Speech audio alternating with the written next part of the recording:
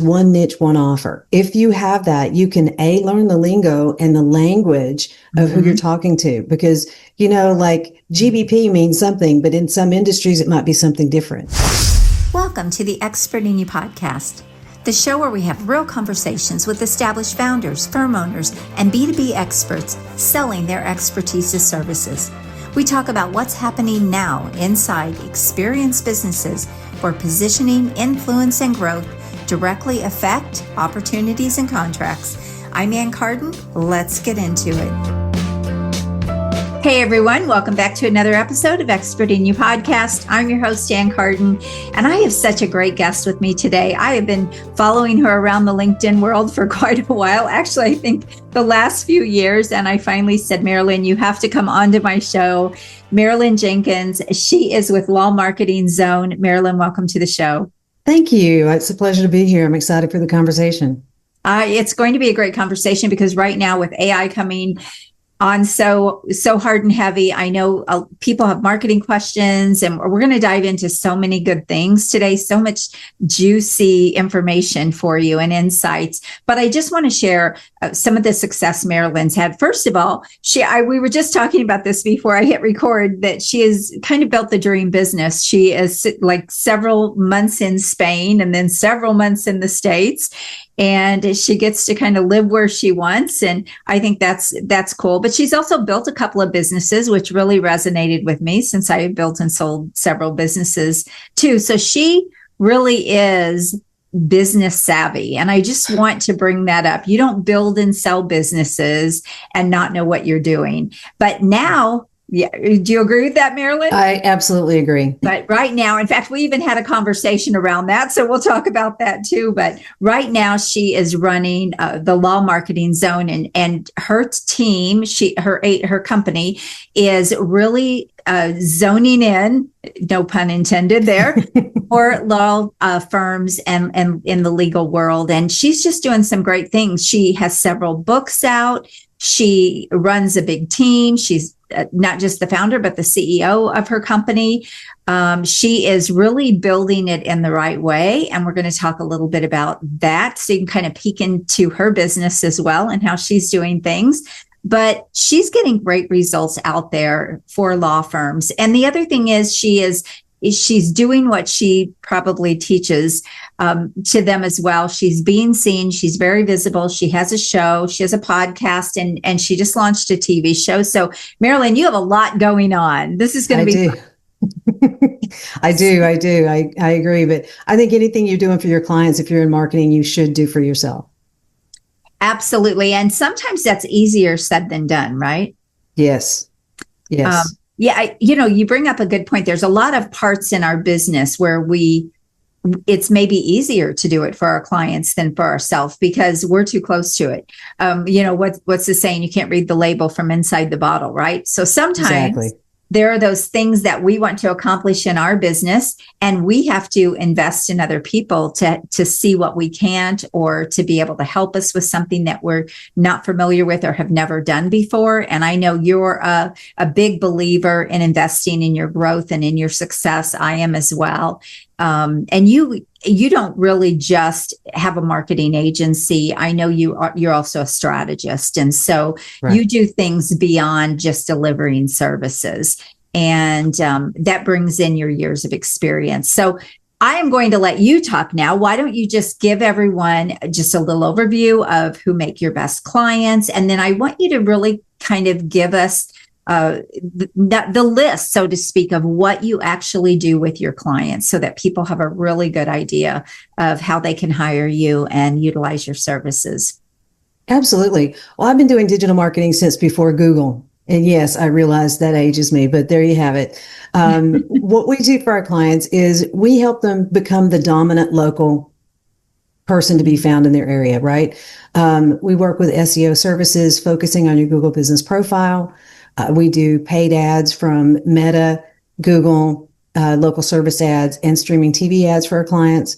We do it's called database reactivation, where you reach out to your past clients or past leads with a new offer, because there's a lot of money in the people that already know you. Yes. So we help with reviews, email newsletters, the boring things that really helps keep your name out there. Mm-hmm. And we also provide for the clients that need the help a 24/7 bilingual call center that actually answers your phones or will follow up with the leads and qualifies them. And so you're only talking with people who are actually qualified to work with you. And then, of course, for the clients that need it, we do social media marketing. So that means we're the ones that's posting, creating their images, creating their videos, and posting for them. So really just a full suite. Now, do you do websites as well? Or we do. Okay. And how about branding?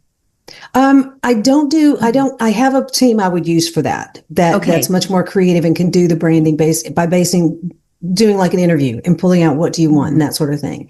And so would they be more of a referral partner, or are they actually part of your team, like as a contractor? They would be a referral partner. So I would introduce them. Yeah. So we have, I have a lot of people in house. We have a lot of capability, which is as we've grown, I've made sure that we get the right butts in the right seats, as they say. Yeah. And then there's some things that's a really, really creative, really is constantly changing. And I prefer to pick people and work with people that are very, very good at that and cutting edge and that sort of thing. So there are certain, exactly. There's certain referral partners that I always keep. Mm-hmm. I love this. So are a lot of your people on your team, are they employees, Marilyn? Are they contractors? Is it a mix? Like what's the structure of your business? It's a mix. And we're all virtual. We're in the United States, Canada, Belize, Denmark, and the Philippines. And of course, wherever I am. Mm-hmm. Amazing. Yeah, that's the way I run my team as well. So I love this. I love the infrastructure. We're really in a great world where everybody doesn't have to be an employee these days, right? And you can work with people all over the world. So I love that. So when you decided to move into the marketing side, I know you actually had retired, if I remember right, for a couple of years. And like any good entrepreneur, it's like, this is going to drive me crazy. And so you had to come back into the business world. What made you decide to go into the marketing side? I mean, I know that you did that in the past, you said since the 90s. But what made you decide to start up your own agency versus just working for somebody and just doing some things that you love to do? I don't like to work for other people. I have always wanted to. We're unemployable. Yeah, exactly. I like to say I don't play well with others. I like to be in charge, and come up with the plan. And it's a challenge. I just love that.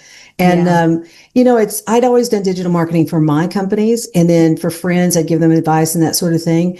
So when it came up, what do I want to do? Because you can play golf every day, but after a while, when it's raining, so just getting back into it. And I'm like, you know what? I know this stuff and I can help people. And it just came from people like, I know I need a website. And you help me? Okay. Now I know I need traffic to it. Can you help me?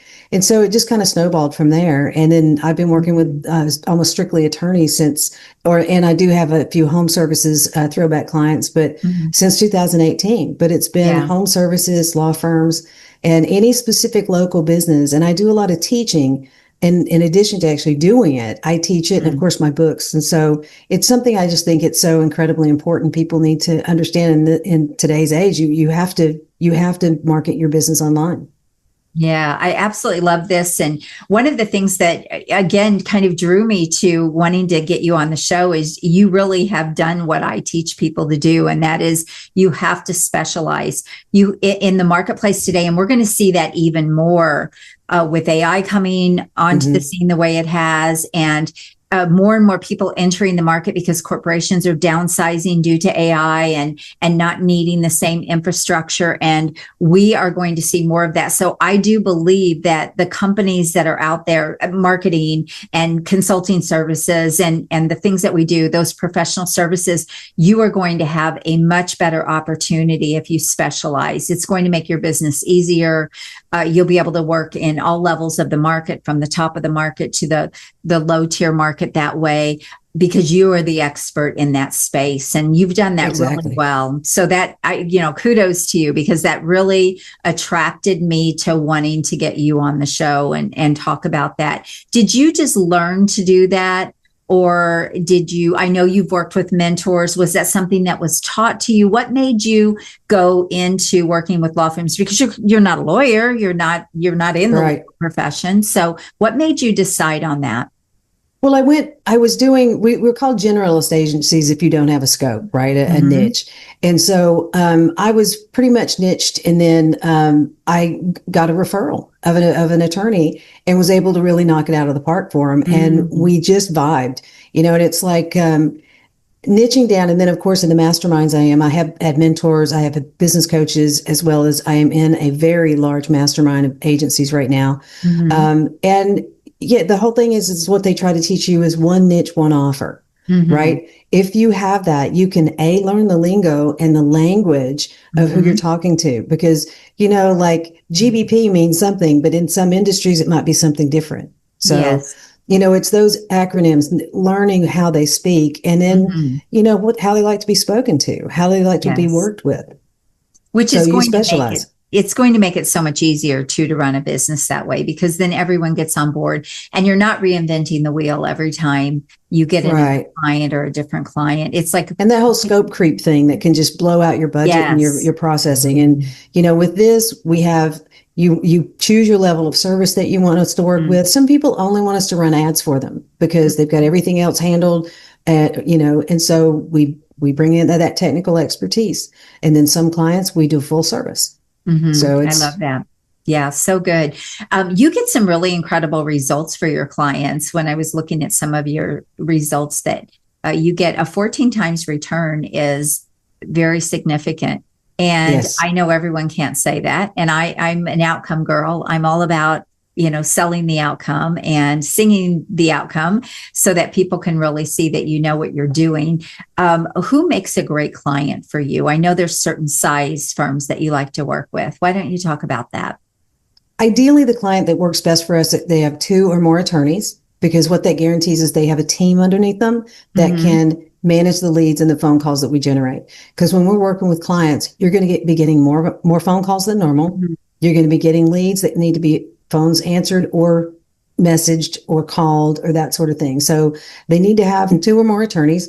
And then ideally B2C. And when I say that, it's business to consumer. So it's going to be like workers' comp, family law, criminal, immigration, personal injury, those types of things that, are doing the search. Now, we do have some business to business clients, and a lot of those we work with LinkedIn outreach for. So, but ideally a B2B client with a B2C client with 2 or more attorneys works really, really well for us. That's what I was going to ask you, if there were certain legal areas that you were in or that you found your services work better for, like trust, or estate planning is a really good one. Planning, right? Trust. So that's why I wondered if there was a certain area that works better when you're talking about running paid ads.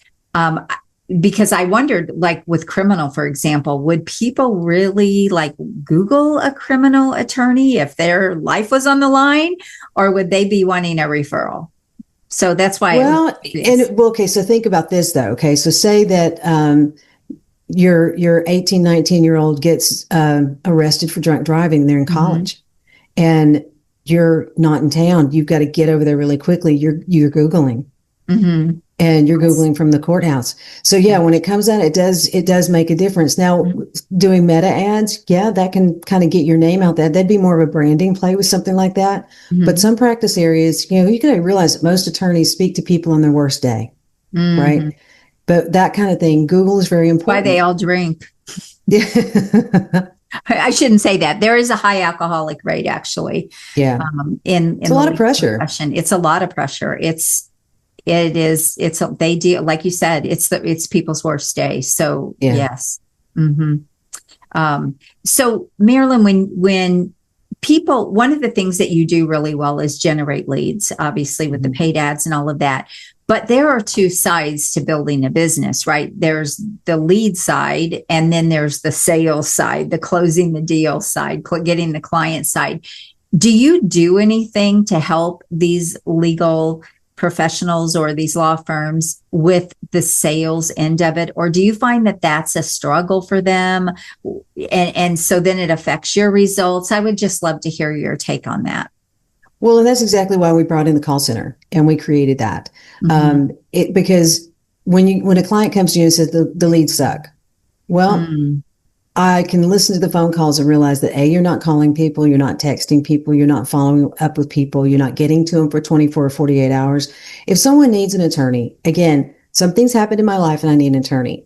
If you don't return my call, I'm calling someone else. So by the time you get to me, I've already hired someone, right? Yeah. So I find that as soon as they understand that their intake is currently not doing them any favors, and we can get them to see that. And what we try to do to preempt that is as the leads start coming in, we start monitoring what's going on.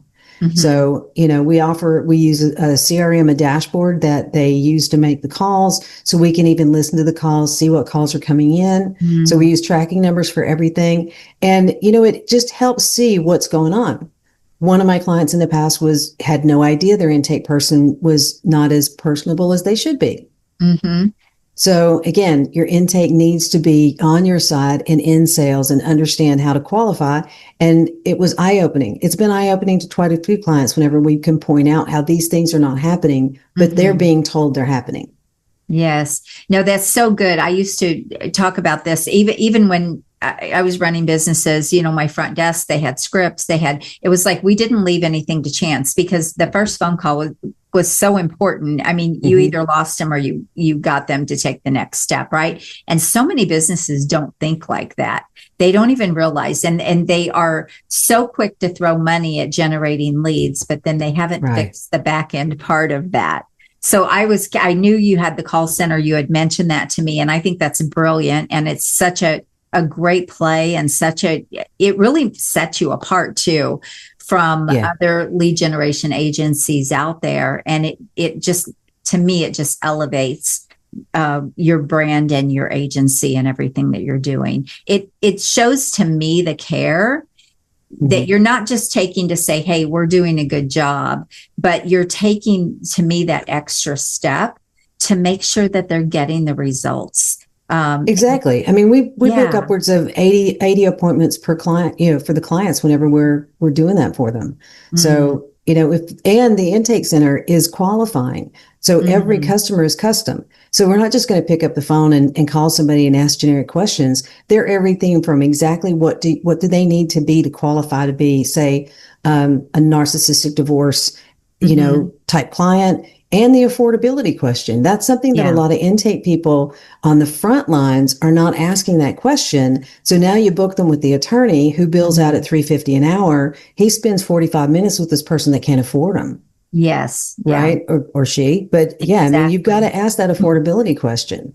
We even have to do that in our business as well. I mean, even to have people on my podcast, I have to make sure they've really done something like that. I ask the financial question, what phase of business are you in? It's not to be nosy. It's that if you haven't even made $100,000 in your business, you're not going to be the right fit for my show to really talk about infrastructures and scaling and driving business. And so those are important qualifications that you have to know about your business. And I love that you have done that with them, because there are a lot of businesses don't do any kind of qualifying, and it's a step I help people put in their business. And I love that you're doing that with them. Did you build the call center yourself? Was there an existing call center and now you kind of train them to what you want to do? Like, I would love to know how you structured all of that or how that came about. With that, I partner with a company and then I bought into the company. So it's nice. It's a partnership. That's smart. Very smart. Yeah. You find the need and then you feel the need. And yes, I agree. And you've got to surround yourself with people who actually know systems and processes and how to do business. I think I told you the story one time. A friend of mine, I worked for a lady in the late 90s, and she was, stressed one day because a deal had fallen through, whatever. And when she said, I've got 9 people in this office that their dinner, I'm feeding 9 families. And it's when you say, people who have done it, you can't, you need to be responsible for payroll to really understand how a business works. Absolutely. We talked about that a little bit the other day. Again, both of us coming from building and selling businesses. And we talked about the market being flooded with people that have never done anything before. And they're out there, sometimes hurting the industry. Let's just call a spade here, right? From people that really have expertise. And do you find that you worked with a lot of other companies doing a lot of the same things, but do you find that when you move into another niche, for someone to say, well, you're not even an attorney, like, how would you know how to do this? Do you find that you get some of that at all? Or do you feel like that hasn't really happened because you've just been able to show your credibility? It never really happened until on the podcast. I had some people going, well, you're an attorney. I'm like, no, I'm not.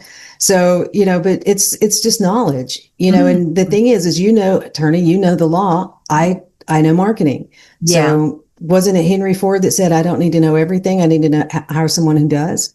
Yes. So Dan Kennedy, I remember years and years ago when I studied under Dan Kennedy, and he talked about he used to be in the chiropractic space. Like, he did a lot in the chiropractic space, writing copy and things like that. He got so good at it. People thought they called him doctor, and they thought he was a chiropractor because he knew the language. He knew everything that they dealt with and went through. And that is, and you kind of mentioned it at the beginning of the show, but I want to hit on it again. That's one of the really important pieces about specializing is you really do become an expert in all facets of that. And you don't have to be an attorney, but to understand them, to know what they deal with, to know what they go through, to know what they need, and the language. It's so valuable. And you just can't do that if you're a jack of all trades or you're trying to be a generalist. Again, right. Generalists, they're out there, right? But I do think that it makes it a much harder business. Well, especially when you start thinking about your systems and processes, right? Yes. So if you're niche down to one niche, say it's HVAC, I don't know, pick something, but you have one deliverable, right? So when you run ads for one in Charlotte as opposed to one in Houston, pretty much you can use the same ads. Rinse and repeat. You're not starting back over, right? Yeah. And you're delivering, and if you want to enter a niche, I had a friend that decided they were going to go into and work with med spas because they've been working with dentists. Mm-hmm. So they went to med spa owners and said, I don't want to sell you anything, but can I buy you lunch? Mm-hmm. And sat down for an hour lunch and learned as much as they possibly could. And, you had a couple of owners that was like, yeah, let's do that. And you learn the lingo, you learn what they're looking for, you learn what they're afraid of, what they're successful of. I mean, if you don't know it, you've got to learn it. Yeah. If you could go back and change anything about your business over the last several years, is there anything you would change or do differently? I think I would have probably done the book sooner and started the podcast earlier. Because I think I also do monthly webinars on LinkedIn, and I just teach a lot, and I find that I really enjoy that. And I think I would have done that earlier. Because I think it's incredibly valuable. And, people need to know this stuff, whether they can afford to hire my company or not. It's integral with business nowadays to make sure your Google business profile and your SEO is set. And it's not I set up the SEO when I built the website. That's not enough anymore. Google's done, 12 updates in the last 6 months? Right. And now with AI, you're being AI searched, or AI is recommending people. And so that's another level that we haven't had before, another area that you have to specialize in and get good at, I'm sure too. Exactly. We haven't had to deal with before. Let's talk about AI a little bit. So I've been research is showing that the market is going to have the most opportunity in the premium market. That is where the biggest money is going to be made. The mainstream, the low end markets are going to get harder and harder because, number one, there's a lot of downsizing going on. So a lot more people are entering the market. But the other side of that is there's just so much competition, but AI is also taking away a lot of that mainstream low end market. What are you doing in your business to kind of like elevate what you're doing so that so you can stay relevant, basically, so people aren't coming in saying, oh, we can do that ourselves now with AI, because that's a very real thing for most people in business right now that are selling professional services. Yeah, and I think the big thing is they're talking about agents, create an agent to do a job for you. Well, that's perfect. So if everybody every business creates an AI agent to write, create, and post all your social media, how long do you think it's going to be before everybody's doing everything?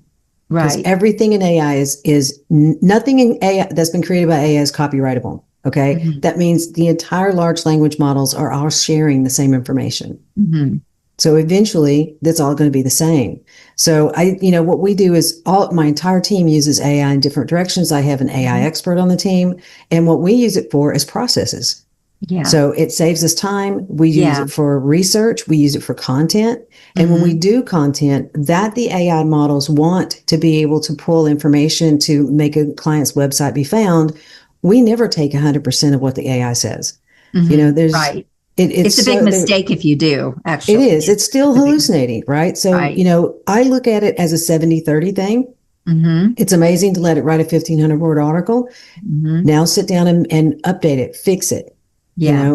but it all comes down to a lot of good prompts as well. Hmm. I think with the agents, they're starting to refine, but it's still very, very early. And I think these people that are not putting guardrails out, and I mean, the one story of the guy who woke up one morning and his agent had bought $7,500 worth of courses overnight because it decided it and he needed education. Gotta love that. Yeah, hello. But I think there's a time and a place for it. I think if you're not using AI in some sort of admin form, and not to replace a person, but to help them be more efficient. We've Yes. seen in a few instances in the news the last few months where a company chucks a bunch of people, brings in AI, and then have to go, excuse me, you need to come back. And This they doesn't have to work hire out. him back. That's been happening, actually. That has Yeah, really been happening. Yes. Yeah. Nothing like jumping the gun there, right? Uh, exactly. so it's so true. And here's the thing, and I know you and I had a conversation around this already. I'm a believer in utilizing AI, but I have said you have still got to be a subject matter expert.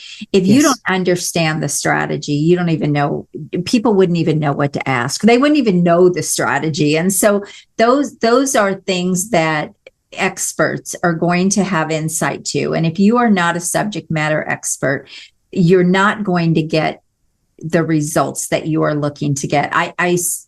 I have to tell you kind of a story. Somebody reached out to me and said, Ann, I heard that you help people get $100,000 plus clients. And I said, yes. He said, can you look at this offer and tell me what your thoughts are? And of course, I wasn't working with him. So I said, I'll take a quick look.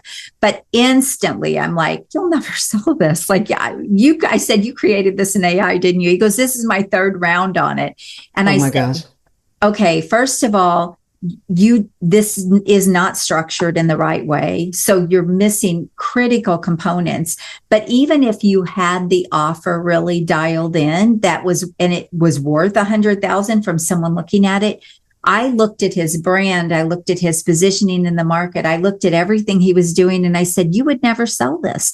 People with your message and everything that you have out there around your brand is not ever going to attract these people to you. And they would not look at you as someone that was worthy of charging six figures for what you're Yeah. doing. And that's the piece he didn't even know or didn't even realize. He was just told by some coach, go to AI, create $100,000 offer. I'm like, oh my gosh, it's Yeah. taken me years to learn this. And I use AI when I'm doing offer creation. But even with that, sometimes there will be hours that will go into that because there's so much that still is not covered. And so many people, I know you're seeing this in your agency too. So many people just really don't understand what Right. they're getting back with AI and how to use it in the right way. And anyways, you can talk about that, but that's what's happening out there. Yeah, and the one thing I used to say is you can always tell it's AI because it uses an M dash. An M dash is grammatically correct in a lot of places. I It use is. them, and I'm like, okay, I'm Now conscious I of my quit M dash. using them. I quit using them. I'm like, I don't want this to look like it was AI. This wasn't AI, right? Yeah, no, and it's like Yeah. next thing you're going to say it's the Oxford comma. No, don't take that away. But Right. yeah, no, I agree. I think it's one of the things you want to do is if you are using AI for content, you want to make sure that you ask the appropriate questions. People put in a Mm-hmm. prompt and take whatever it comes out. If you put in a prompt to do, say, some research or something like that, or help you create a document, your last question should be, ask me any qualifying questions. What am I missing? Something like Mm-hmm. that. It can be an incredible tool that can save Yeah. you a dramatic amount of time.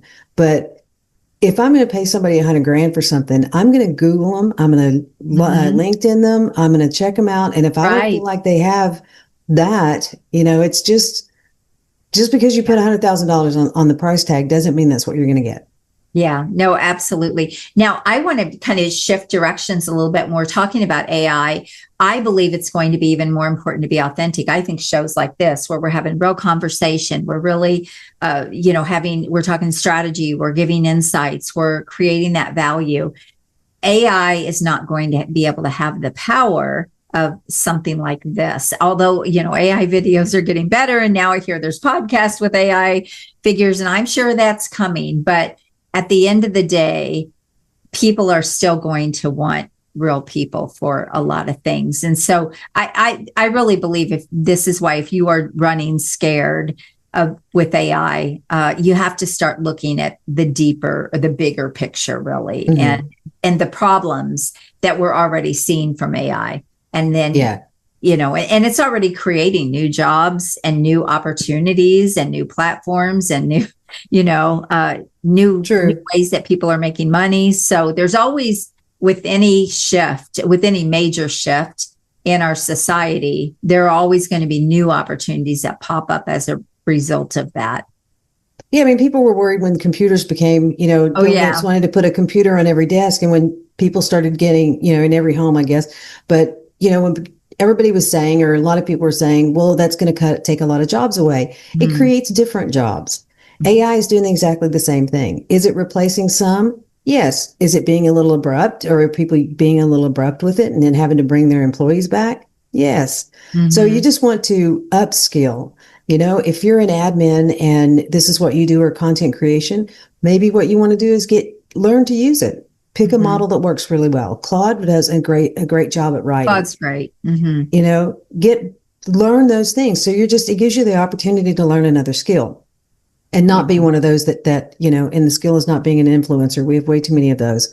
But yes, we need people with real skills. And, you don't have to learn it all. AI is not going away. It's here. It's another technical evolution. Right? Yes. And I love too that you said you don't have to learn it all. One of the beautiful things, I know you feel this too. I used to have a lot of brick and mortar businesses, and so those were local, right? And one of the beautiful things about what we have available to us now is we can have employees and teams all over the world. We can work with people all over the world, all of those things. And so to be able to leverage all of that is just such a gift in my mind, for the way that we can do business now. How do you find a lot of your team? How do you onboard them? Like what's sort of your structure there?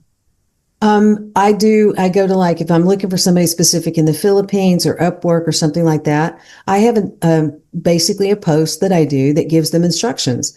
And the instructions is you have to supply these different things. And if you don't do that, you go in the bin. Yeah. One of them is if they're not even if they're a native English speaker, they have to give me a recording of their voice. Right. There's 2 personality assessments. And the big thing is it's attention to detail. So it takes 2 steps. Basically, if you reply, you have to do these 3 things. If you don't rescind them, and attention to detail is always in my job description. So if I get an email that doesn't have an attachment, it just has your CV in it, it goes in the trash. You just outlined, you've deleted yourself right there. If you've done everything in the first one, then I send you a reply that asks for 2 more things.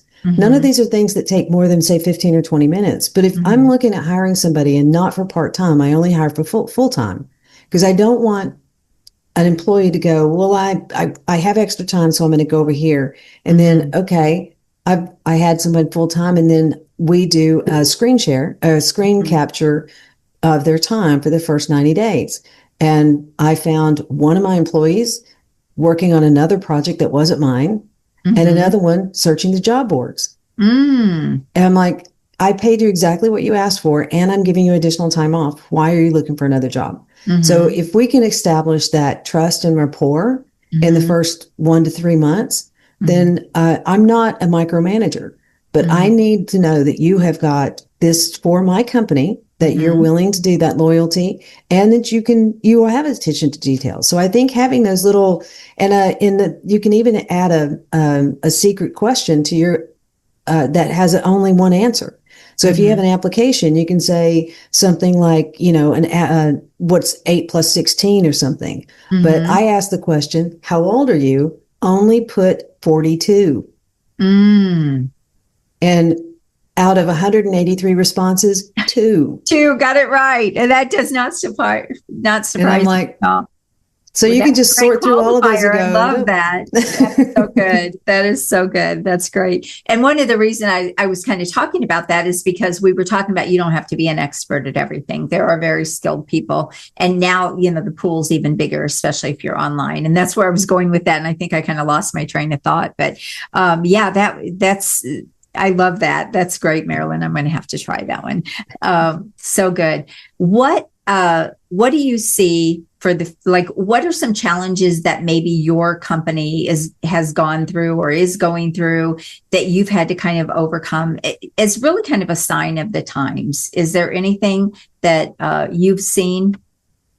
I think it's as people are wanting to do more, like when it comes to video and that sort of thing, and wanting to be more cutting edge on their video, that's what had me bring in a videographer and a graphics person. And so, and I wanted this person on my team full time. They also do my podcast as well, which is great, and the video shorts and stuff. But having that creative person. And then what I've also done is taken the opportunity every 6 months that every member of my team can go to Udemy and choose a course that they want to do. So I pay for training.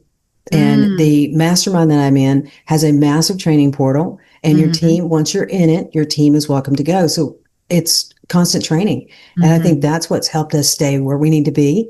And, and also rolling with the punches with the Google Business Profile. We do a lot of work with Google, and every time they make an adjustment, make a change, improve it, we need to be there for our clients. And so, it's just being aware. That's so important too, because one problem with people trying to do things themselves or not really understanding is things are changing so fast and things are always changing. And so if it's not your wheelhouse, if it's not your area of expertise, you probably shouldn't be doing it, because you're not going to do a very good job, nor are you going to be able to stay on top of everything that is going on.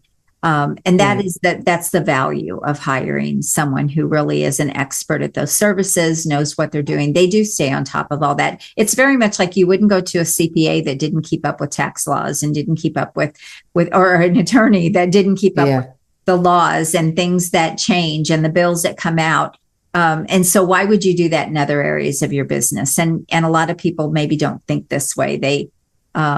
And so I think that's an important thing for people to know too, as they're trying to grow and scale, which is what you help people do. Exactly. I mean, think about when you delegate anything on your plate that you don't enjoy, someone out there enjoys it. Yeah, they love it. You know, and it's cheaper than your time. Bring them in, take that off your plate. It's like, so it's hiring and outsourcing your marketing is so incredibly cost effective than bringing someone in and doing it. I was talking with a potential client not too long ago and asked them who was doing their marketing. An associate attorney that bills out at hundreds of dollars an hour. Wow. I mean, because they enjoyed it. Okay, but that's not the best use of their time or your money.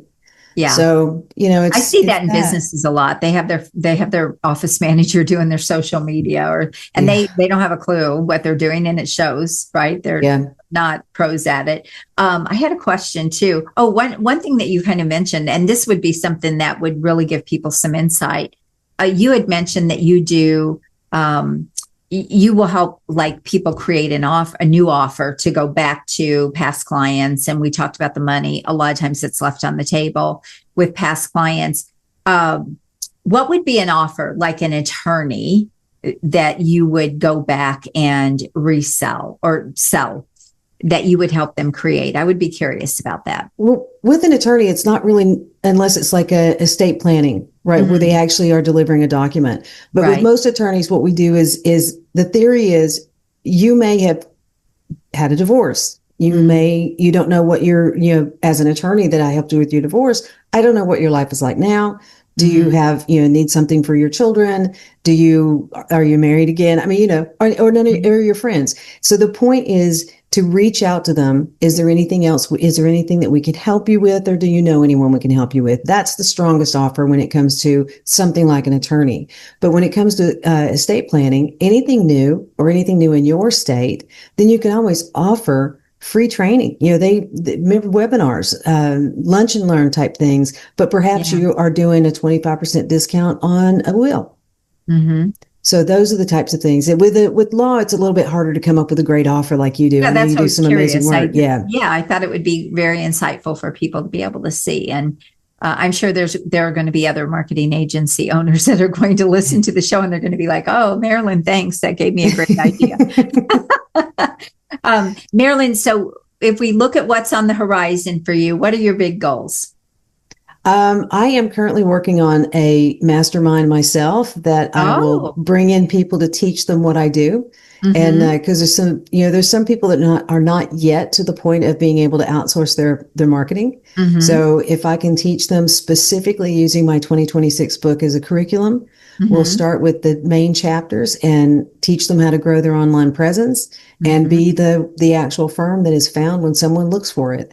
So that's my next thing. And then, just so the mastermind will be with attorneys that need to do their own marketing. Gotcha. Yep. Okay. The ones that choose to do their own marketing, I'll be doing the teaching, and we're going to start with a small cohort. And I'm excited about it. I've had a lot of people say they want to get involved. So I'm like, all right, I pulled the trigger, so we're doing it. I love that. It's so important. One of the things that people don't do is they get so good at what they do, and then they don't teach it.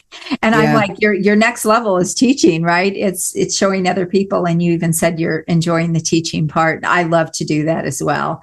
I don't know. There's just something in me when I learn what I do, I have to, share it with others. I can't just keep it to myself. So I get that. But no, that's brilliant. And that's such a great scale strategy as well for you, but it also can be a great exit plan if you decide that you don't want to run an agency anymore. It can already be, a next step or something that you can do part-time. And I think that's really where the coaching and consulting industry took off. I think over the years is a lot of people, as they exited businesses, corporations, they had all of this knowledge and this experience that they didn't want to just have that go away. And so they stepped into teaching and helping. And it's fun. It's fun to be able to answer questions because you just, there's no dumb question when it comes to something you don't know. So it's, and there's so much power in your Google business profile to make you be found locally and in the map pack that people don't know. They think it's still a place to store your reviews. They don't think of all these other things. And so it's something I really enjoy doing. I've done it quite a bit. And so now I'm going to do it as a structured system within Law Marketing Zone. So this is kind of on a personal note. I'm hearing an accent from you a little bit. And it's so funny because now this is our second conversation and I just picked up on it. There must have been something you said that I heard that it sounded like a Texas accent to me. Is it a Texas accent or did you grow up somewhere else? It's actually Texas and North Carolina sound very much alike. I grew up in North Carolina, but I've spent a lot of time in that makes Texas, sense. California, Washington, New Zealand, Australia. So I've traveled around a lot. So that's why it's not, unless I'm really tired or had a couple of drinks, the accent is not as bad. Or I talk to my sister. Or somebody's been talking to you for an hour. I talked to my sister. She's got a pretty big accent. So it comes back. Yeah, I only heard it on certain words, and I was going to wait until the end of the show to but so funny. It's funny. I grew up in Missouri. I'm a little Missouri girl, but we lived in California for 10 years, and I was in corporate in California, and so I had people even now that said I don't sound like I have a Missouri accent, but I still catch myself sounding like a Missouri girl. So at this point, I've been back here 30 something years. So I've probably lost the California accent and I probably have recouped that Missouri twang. It is funny how some words come out and they're like, people who go, wait, where are you from? Yeah. Yes. Yeah. Or even certain phrases. My daughter-in-law is from Texas. She was born and raised there. And she says, what is the saying? You all there's something y'all, all y'all. That's All what it is. y'all. I'm like, what was that phrase she says? All Y'all or all y'all. It depends on how many you're talking to. Yep. Yeah. Yeah. So, Marilyn, this has been so much fun. What didn't we cover that you want to cover as we kind of close things out here? I think we've covered everything. If you're listening to this and you're a local business, you need to start focusing on your local marketing. Absolutely. And especially it's really so much easier to do local marketing than it is global, like you do and like I do. We do global. It was so much easier to build a brand and have a number one business when I was in a local market than when it is to do it globally. But I love being able to do it globally. So it opens up your whole world if you can do that. But you're so right. Yeah, there's so much opportunity. I can't even imagine when I had my businesses if I would have had all the Google ad stuff and all the, we were just, when I sold my last couple of businesses, we were just getting websites. That's how fast though things have gone. That's only been 14 years ago. Yeah. And I had websites up to that point, but they were just, Facebook was just coming onto the scene. It's crazy to think about that's only been 15 years. Yeah. And here we are. A lot has changed. And the thing is don't be afraid of technology, but don't feel like you've got to use it as a second job to learn it or you're going to be left behind. There'll always be someone that you can buy a bit of their time to get caught up or get, do what you want to do. Absolutely. Well, Marilyn, we're going to put anything that you want to share with my audience in the show notes, but is there something that you would just like to offer here? I have I'm not sure it works across industries, but I have an ultimate marketing checklist that actually is quite good. And, it's branded Law Marketing Zone, but read it. It works for any local business. I think that could be helpful. Great. All right. Well, I can't thank you enough. This has been fun having you on and so many gold nuggets here in this show. And if you are an agency owner or again, a local business owner and you're trying to do some things or even find the expert that can help you, she does work with other businesses, just like she said. But yeah, her main target, her targeting is my brand. Yes. Her brand is all around attorneys, but that doesn't mean she's not an expert at being able to help you if you are a different kind of business. So thank you again so much for being here. This has been a pleasure. I've enjoyed the conversation. Thank you for having me. I have as well. All right, everyone. I want to thank you so much for tuning in to another episode. And look, if you are selling professional services, you're excellent at what you do, but you need to move up market. You need to start elevating your business, your brand. You need to be seen like the expert you are, and you need to start getting those high caliber clients where the big opportunity is. Then reach out to me at acarden.com and book a call. I'll take a look at your business. We'll see what your opportunities are and if it's a fit for us to work together. Have an amazing day and God bless you. Bye-bye. The content of this podcast is for informational and educational purposes only. Although I share strategies, ideas, and success stories based on real experiences, results are never guaranteed. Every business is unique and outcomes depend on individual effort, market conditions, and many other factors. By listening, you agree that I and my guests are not responsible for your results or actions based on the content shared. Thank you for tuning in today. If you're as excited as I am about scaling up your influence, business, and bank account, then I have just the thing for you. But first, make sure you subscribe to the show.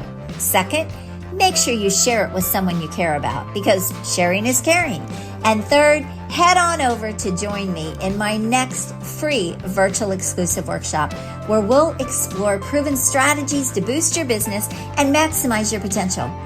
Look, it doesn't matter if you're just starting out or if you're looking to take your business to the next level, my workshops are designed for you.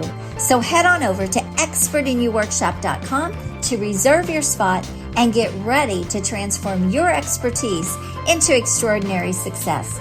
I'm looking forward to seeing you there and helping you achieve incredible growth. Until next time, make sure you're always seeking the expert in you, and God bless. Have an amazing day.